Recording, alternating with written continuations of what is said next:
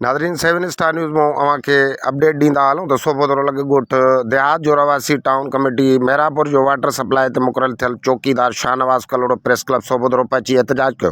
हिन दाई ते चयो त मां पंहिंजी ईमानदारी सां मेरापुर टाउन जे वाटर सप्लाई ते चौकीदारी जी ड्यूटी कंदो आहियां। ड्यूटी करण जे बावजूद corrupt town officer Mirpur Aftab Mallah, senior clerk Zoeb Punjabi, clerk Bilawal Malik मूं मिसकिन ज़ुल्म करे रहिया आहिनि।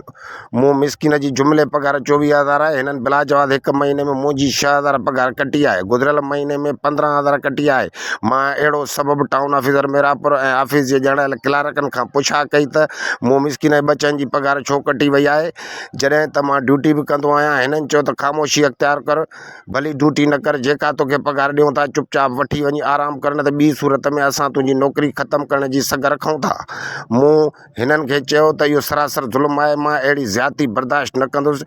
इहो चवण ते मूं ते टाउन ऑफिसर आफ्ताब मल्लाह, क्लार्कनि ज़ोएब पंजाबी ऐं बिलावल मलक तशद्दुद जो निशानो बणायो, जॾहिं त मूंखे नौकरी मुंहिंजी गुरबत ते राम खाई पीपी अॻवान MNA फरियाल टालपुर ॾिनी आहे।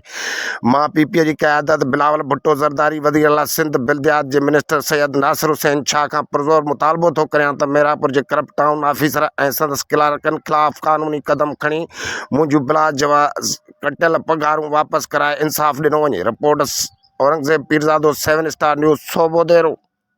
पर मूंसां ख़ुदा जो साथ आहे ऐं बिलाल साहब ऐं फरियाल ते अपील आहे मिनिस्टर नासिर शाह ते हिननि ते फारिग कयो वञे नौकरीअ में।